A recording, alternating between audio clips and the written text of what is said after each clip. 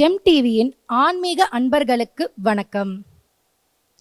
மாரியம்மா எங்கள் மாரியம்மா, மாரியம்மா எங்கள் மாரியம்மா, உன்னை வணங்குகின்றோம் கருமாரியம்மா, உன்னை வணங்குகின்றோம் கருமாரியம்மா, மாரியம்மா எங்கள் மாரியம்மா. ஆன்மீக வழிபாட்டிற்கு சிறந்த மாதமாக ஆடி மாதம் திகழ்கிறது. ஆடி வெள்ளி தொடங்கி ஆடி அமாவாசை, ஆடி பூரம், ஆடி 18 என்று பல சிறப்பு வழிபாடு தினங்களை கொண்டுள்ளது இந்த ஆடி மாதம். அம்மன், ஐயனாரப்பன், மதுரை வீரன், மாடசாமி, கருப்பண்ணசாமி போன்ற பல கிராமத்து தேவதைகளுக்கு சிறப்பு பூஜைகள் நடைபெறும் மாதம் இந்த மாதம். ஆடி மாதத்தை அடிப்படையாக வைத்துதான் பல சுப நிகழ்ச்சிகளை நம் முன்னோர்கள் நடத்தினர். ஆடியை கர்க்கடக மாதம் என்றும் ஆடி மாதத்தை சக்தி மாதம் என்றும் அழைக்கிறார்கள். இந்த மாதத்தில்தான் விதை விதைப்பதை முன்னோர்கள் மேற்கொண்டனர். பொதுவாக ஆடி மாதத்தில் காற்று பலமாக வீசும். அந்த காலத்தில் எளிதில் ஜீர்ணிக்கக்கூடிய உணவுகளை, அதாவது கூழ் போன்ற உணவுகளை சாப்பிடுவது நல்லது. இது நம் ஆரோக்கியத்தை மேம்படுத்தும். மேலும் பெண் தெய்வமான அம்மன், துர்கை போன்ற தெய்வங்களை வணங்குவதற்கான மாதமாக ஆடி மாதம் திகழ்கிறது. இந்த ஆடி மாதத்தை வணங்கி வரவேற்போம். வாருங்கள், நிகழ்ச்சிக்குள் செல்லலாம். ஜெம் பக்தி டிவி நேயர்களுக்கு நமஸ்காரம், எமது ஆசிகள், வாழ்த்துக்கள். ஜெம் பக்தி டிவியின் கோலாகலமான மங்களகரமான ஆடி திருவிழா. இந்த ஆடி திருவிழா நிகழ்விலே தினம் ஒரு திருத்தலம் என்ற வகையில் ஒவ்வொரு சக்தி பீடங்களாக பார்த்துட்டு வரோம். இன்றைய தினம் பார்த்தீங்கன்னா சென்னையில் தர்மம் மிகும் சென்னை என்று வள்ளல் பெருமானால் பாடி புகழப்பெற்ற இந்த சென்னையில், அதாவது பல்லாவரத்தை அடுத்து திரிசூலம் என்ற ஒரு அற்புதமான இடம். இன்னைக்கு விமான நிலையமும் சர்வதேச விமான நிலையமும் அமைந்த ஒரு திருவிடம். அதே மாதிரி திரிசூலநாதருடைய கோயில் மலையடிவாரத்தில் மிக பிரசித்தி பெற்றது. திரிசூலம்னாலே பல்லாவரம் மலை எல்லாருக்கும் தெரியும். அந்த திரிசூலத்தில் ஒரு வரப்பிரசாதியான ஒரு அம்பாள் இருக்கு. பார்த்தீங்கன்னா அந்த அம்பாள் 7 ஊருக்கு கிராம தேவதை. கிராம தேவதைனா எல்லை பிடாரி. அந்த 7 ஊர் எல்லைகள் அவங்க தான் காப்பாற்றுவாங்க. அந்த 7 ஊரினுடைய எல்லையை காத்து அங்கே இருக்கிற மக்களை பாதுகாக்கக்கூடிய மகாசக்தி யாருன்னா அந்த பிடாரி என்று சொல்லக்கூடிய, எல்லை காளி என்று சொல்லக்கூடிய, கிராமதேவி என்று சொல்லக்கூடிய அந்த கிராம தேவதை. அந்த 7 ஊருக்கு கிராம தேவதை எது அந்த இடத்துலனா திரிசூலம் ஸ்ரீ சந்தியம்மன், சந்தியம்மன் கோயிலுன்னு சொல்லுவாங்க. ஸ்ரீ சக்தி சந்தியம்மன். இந்த சந்தியம்மன் எங்கே இருக்குது திரிசூலத்தில் அப்படின்னா, விமான நிலையத்தில், இந்த விமான நிலையத்தை ஒட்டி அமைஞ்சிருக்கும். மிகவும் வரப்பிரசாதியான அம்மன் மட்டும் இல்லை, அதனுடைய சக்தின்னா எவ்வளோ வீரியமானதுன்னு ஒன்று தெரிஞ்சுக்கலாம் பக்தர்கள். அந்த கோவில் பல 1000 வருடங்களாக அங்கே இருக்குது. ஆனால் இந்த சென்னை விமான நிலையத்தை கட்டும்போது அந்த கோவில் அங்கேருந்து அப்புறப்படுத்தி இடம் மாற்றணும்னு சொல்லிட்டு முயற்சி செய்தார்கள். மிகவும் தோல்வி அடைந்தார்கள். அவர்களால் அதை ஒன்றுமே பண்ண முடியல. அதனால் அவங்களுக்கு பாதிப்புகளும் ஆபத்துகளும், வேலை செய்கிறவங்களுக்கு பிரச்சனைகளும், நிம்மதி இழப்புகளும், அதை எடுத்து யார் கட்டுறதுக்கு கான்ட்ராக்ட் எடுத்தாங்களோ அவங்க மிகப்பெரிய ஆபத்தெல்லாம் சந்தித்து பயந்து போய் கடைசியில் அந்த கோயில் அங்கேயே இருக்கட்டும்னு விட்டுட்டாங்க. அப்படின்னா அந்த அம்பாளுடைய சக்தி எப்படிப்பட்டது பாருங்க. அதாவது அவளை அங்கேருந்து அப்புறப்படுத்துறதுக்கு ஒருத்தன் பிறக்கலை, இன்னைய வரையில் பிறக்கவும் முடியாது. அதாவது கிராம தேவதை எப்படிப்பட்டவோ, ஊருக்கு அதிகாரியேன்னுவாங்க. ஊருக்கு அதிகாரி, உத்தமையான தேவி அவள். நாட்டுக்கு அதிகாரி, நாயகியான தேவி அவள். அவளுடைய எல்லையில் சித்தரும்பும் தீண்டாதுன்னுவாங்க. யமன் கூட அவளுடைய உத்தரவு கேட்டு தான் கிட்ட வரணும்னுவாங்க. அதுதான் காவல் தெய்வம். அப்படிப்பட்ட காவல் தெய்வம் 7 ஊருக்கே எல்லை தெய்வமான ஸ்ரீ சந்தி அம்மா அப்படின்வாங்க. அந்த பல்லாவரம், திரிசூலம், ஜமீன் பல்லாவரம், பல அதை பழவந்தாங்கல் வரை பல இடங்களுக்கு அவர் கிராம தேவதையாக 7 ஊருக்கு கிராம தேவதை. 7 ஊர் மக்கள் ஒன்று கூடி வணங்குகின்ற ஒரு மகா தெய்வம், அது மகா சக்தி. அது அந்த அம்பாள் எங்க இருக்கு, அது எப்படி இருக்கு திரிசூலத்துலனா, ஒரு மரத்தடியில சுயம்பு வடிவமாக. சுயம்புனா தெரியும் உங்களுக்கெல்லாம், சுயம்புனா தான் தோன்றி. இப்போ தானா முளைகிற மரம், விதைத்து முளைகிற மரம்ன்ற மாதிரி தானாக தோன்றுவது. மேல்மருவத்தூர்ல ஆதிபராசக்தி இருக்கு பார்த்தீங்களா, சுயம்பின் வடிவில் அம்பாள். அந்த மாதிரி அந்த சுயம்பு மரத்தடியில சுயம்பு மூர்த்தியாக அம்பாள் எழுந்தருளிருக்கார். 10 நாட்கள் விழா எடுப்பது 7 ஊர் மக்களின் வழக்கம். 7 ஊர் கிராமங்கள் சேர்ந்து ஆடி மாசத்துல 10 நாள் பிரம்மோற்சவ திருவிழா அற்புதமா பண்ணுவாங்க. அது இல்லாம அந்த கோயில நேர்த்தி கடன்ற பேர்ல நிறைய அந்த கோழியை சுத்தி சுத்தி சுத்தி சுத்தி விட்டு போயிடுவாங்க. அந்த கோயிலுக்கு போனா 100கணக்கான கோழிகள் நம்ம போய் சாமி கும்பிடும்போது நம்ம தோளில் பறந்து வந்து உட்காருது, நம்ம பக்கத்திலேயே வருது, நம்ம மேலெல்லாம் ஏறுது. அப்போ கோழிகள்லாம் நிறைய நேர்த்தி கடனாக செலுத்தப்படுகின்றது. ஒரு முறை பக்தர்கள் காப்பு கட்டி கொண்டு திருவிழாவை, இந்த கோவிலில் காப்பு கட்டி திருக்காப்பு கட்டி ஆடி மாதம் அந்த திருவிழா நடக்கும்போது ஒரு முறை பக்தர்கள் காப்பு கட்டி கொண்டு திருவிழாவை உற்சாகமாக கொண்டாடி கொண்டிருந்தனர். அன்னை சர்வ அலங்காரங்களுடன்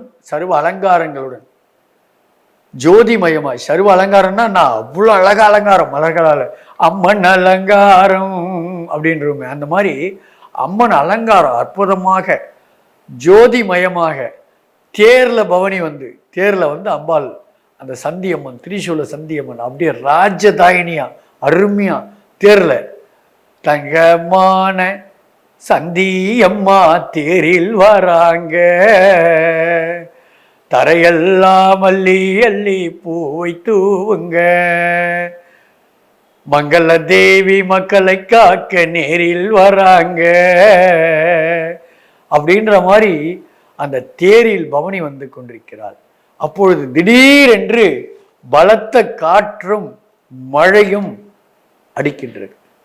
பக்தர்கள் அன்னையின் தேரை அப்படியே விட்டு விட்டு ஒதுங்கி விட்டார்கள்.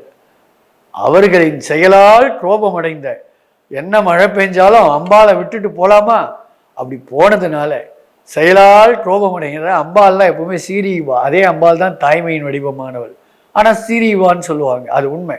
அவர்களின் செயலால் கோபமடைந்த அன்னை தேரோடு ஆற்றில் இறங்கி மறைந்தாள். தன்னுடைய தேரோடு ஆற்றல போய் ஆற்றில் இறங்கி மறைந்தாள். அன்று முதல் யாருக்கும் அவள் காட்சி அளிக்கவில்லை. அந்த ஆண்டு முழுவதும் நாட்டில் நோயும் பஞ்சமும் உண்டாகி மக்கள் தீராத துன்பத்தில் அல்லல் பட்டனர். தினமும் ஆற்றங்கரை மரத்தடிக்கு வந்த பக்தர்கள் தங்கள் தவறுக்கு வருந்தி அன்னையிடம் அழுது முறையிட்ட, அன்னையிடம் அழுது அழுது, அதாவது மாணிக்கவாசகர் சொல்றார், இறைவண்ட எப்படி அருளை பெறலாம், வினையேன் அழுதால் உண்மை பெறலாம் என்றார்.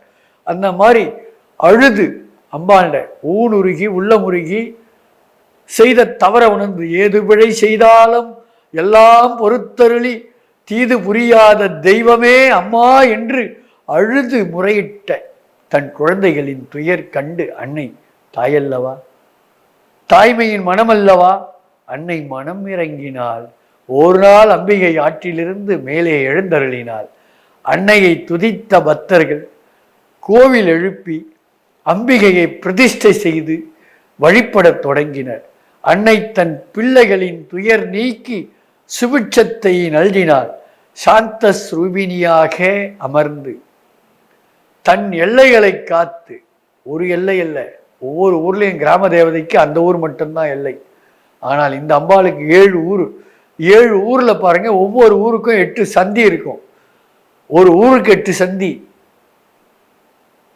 அதாவது சொல்லுவா 8 சந்தியும் அவ சந்தி கட்டி பூஜை நடக்கும். 4 மூலை ஓமகுண்டம், நடுவிலே அக்னி, நடுவிலே கனக சபை, 4 மூல ஓமகுண்டோ, அதன் நடுவே கனகசபை. கனகசபை வீட்டிருக்கும் அம்மா நீ காரண சௌந்தரியே, நாரணனார் தங்கைகளே, அம்மா நீ நல்ல முத்து மாறிகளேன்னுவாங்க. அந்த அந்த எல்லைகளை எல்லாம் அம்பாள் காத்து அருள் புரிந்து வருகின்றாள். அன்னை நம் பாவங்களிலிருந்து நம்மை விடுவிக்கவே அவதாரம் எடுத்திருக்கிறாள். அன்னையே, என் பாவ சுமைகளை எண்ணி நான் வருந்தவில்லை. நான் எவ்வளவு பாவங்கள் செய்திருந்தாலும், இக்கர்ம வினையின் காரணமாக இப்பிறவி எடுத்திருந்தாலும், அதில் நான் செய்த நல்வினைகளின் பயனாகவே உன்னை வணங்கும் பேறு பெற்றேன்.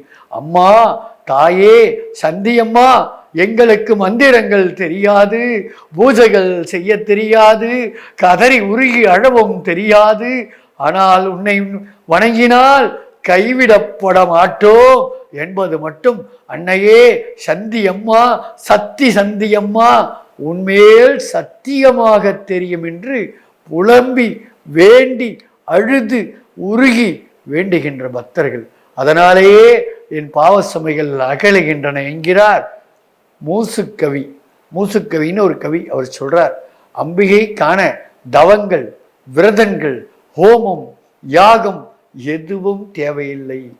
ஆழ்ந்த பக்தி, அம்மா அம்மா அம்மா என்று ஓதினால் ஓதுவார் முன்வந்து தோன்றும் என்பதைப் போல நீங்கள் படுத்து கொண்டு சக்தி சந்தியம்மா என்றால் அன்னை உட்கார்ந்து கொண்டு கேட்பாள்.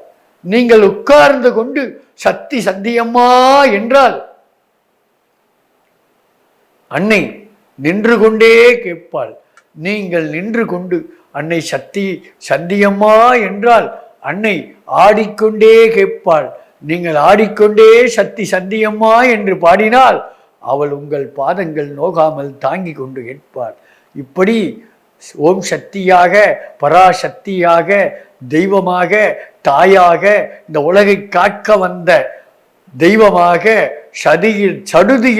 சடுதியில் ஓடி வருபவள் அன்னையை நோக்கி இருக்கரம் நீட்டினால் நம் தவறுகளை எல்லாம் மறந்து, தாய்மையின் வடிவம் அல்லவா அவள், நம் தவறுகளை எல்லாம் மறந்து காற்ற ஓடி வருகிறாள்.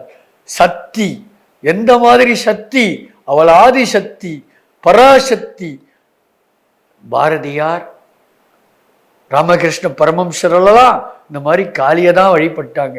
ஆதிசக்தி, ஆதிசக்தியின் அம்சமான அந்த மகாசக்தி தான் திரிசூலம் ஸ்ரீ சக்தி அம்மன்.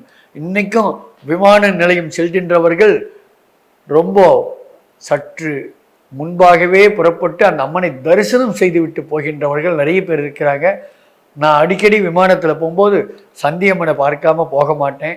அந்த சந்தியம்மன் வரப்பிரசாதியான அம்மன், கேட்டதை தருகின்ற, கேட்காததையும் தருகின்ற கோலாகல சக்தியாக சக்தி சந்தியம்மன் ஆலயம் திரிசூலத்திலே சூலமேந்தி நம்மையெல்லாம் காக்க, துயரங்களை போக்க, எதிரிகளை மாய்க்க, நோய்களை தீர்க்க, மன்னிப்பு வழங்க, செய்த பாவங்களையெல்லாம் பொடி பொடியாக்க சக்தி சந்தியம்மா அங்கே அமர்ந்திருக்கின்றால். மங்களங்கள் மங்களங்கள் மங்கள வாத்தியங்கள், மங்களங்கள் தோளோற்ற மரகதமே சக்தி சந்தியம்மா எழுந்தருள்வாய் எழுந்தருள்வாய் என்று வேண்டி பொங்குபல சமயமெல்லாம் பொறுத்தருள எழுந்தருள்வாய் அம்மா என்று அன்னையை பிரார்த்தித்து சக்தி சந்தி அம்மனின் பேரருளை அன்பர்களே பெற்றுயுங்கள். சக்தி சந்தி அம்மனை சென்று காணுங்கள். திரிசூலம் சென்னை செல்லும் வழியிலே தாம்பரத்தில் இருந்து பார்த்தீங்கன்னா பல்லாவரத்தில் மிக அருகாமையில் திரிசூலத்தில் சந்தியம்மன், இந்த பக்கம் சக்தி சந்தியம்மனை தரிசனம் பண்ணிட்டு அந்த பக்கம் போனீங்கன்னாக்கா திரிசூலநாதர் அழகிய அற்புதமான ஒரு மலையடி வாரத்தில் அற்புதமான ஒரு திருத்தலம், பாடல் பெற்ற ஒரு திருத்தலம். அந்த திரிசூலநாதரையும் தரிசித்து நீங்கள் வரலாம். நீங்கள் அங்கே போனீங்கன்னா ஒரு கல்லில் 2 மாங்கான்னுவாங்க. இந்த பக்கம் போனீங்கன்னா அம்மை, அந்த பக்கம் போனீங்கன்னா அப்பன். அம்மையாய் அப்பனாய் அன்பிற்கு அன்னையாய் அப்படின்ற மாதிரி அம்மையும் அப்பனும் காட்சி தருகின்ற ஒரு திருவிடமாக அந்த எல்லை. இந்த சக்தி சந்தியம்மனுடைய ஆலயத்தில் பார்த்தீங்கன்னா நேர்த்திக்கடன்கள் நிறைய பேர். அந்த 7 ஊர் கிராமத்தில் உள்ள மக்களுக்கெல்லாம் அவள் காவல் தெய்வமாக இருப்பதனால அந்த அம்பகிக்கு, அந்த அம்பாளுக்கு பொங்கல் வைத்து வழிபடுகின்றனர்.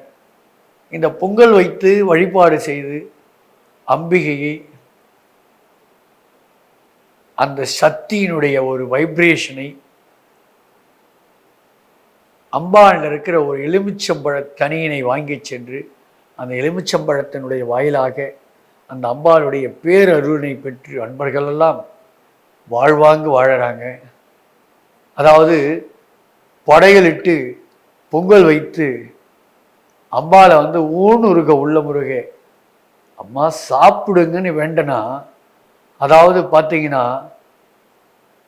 ஒருமே ஆத்தாடி மாரியம்மா சொரு ஆக்கி வச்சேன் வாடி அம்மா, ஆழாக்கு அரிசிய பாழாக்க வேண்டாம் தின்னு புட்டு போடி அம்மான்னு பண்ண மாதிரி இந்த அரிசியில் பொங்கலை வைத்து மாவிளக்கில் தீபத்தை வைத்து நெய் விளக்கினை ஏற்றி தாயே மகமாரி சந்தி அம்மா சர்வ சத்தியம் மிக்கவளே எங்கள் குழந்தழைக்க வேண்டும், கருணை பொழிய வேண்டும், உன்னுடைய கடைக்கண் பார்வை எங்களுக்கு வேண்டும் என்று விழிக்கே அருள் உண்டு என்று அபிராமி பட்டர் சொன்ன மாதிரி பார்த்தீங்கன்னா அந்த அம்பாளை வழிபடுகின்ற போது என்னவெல்லாம் கிடைக்கும் தெரியுமா? தனம் தரும், கல்வி தரும், ஒரு நாளும் தளர்வரியா மனம் தரும், தெய்வ வடிவம் தரும், நல்லன எல்லாம் தரும், அன்பர் என்பவர்க்கே அன்பர் என்பவர்க்கே அன்பர் என்பவர்க்கே அபிராமி கடைக்கண்களே என்பதை போல சக்தி சந்தியம்மன் கடைக்கண்களே எல்லாம் தரும். இந்த ஆடி ஜெம் டிவியின் ஆடி திருவிழாவிலே இன்றைய தினம் சக்தி சந்தியம்மனை பார்த்தோம். நாளை மற்றொரு சக்தி பீடத்தை பார்ப்போமா? அனைவருக்கும் இதை தினந்தோறும் பார்க்கின்ற, எப்பொழுது காலை அந்த ஜெம் டிவியிலே இந்த பக்தி நிகழ்வு வரும் என்று பார்த்து காத்து கொண்டிருக்கும் ஜெம் டிவி நேயர்களே, உங்கள் அனைவருக்கும் என்றென்றும் எமது ஆசிகள், வாழ்த்துக்கள், நன்றிகள். வாழ்க வளமுடன்.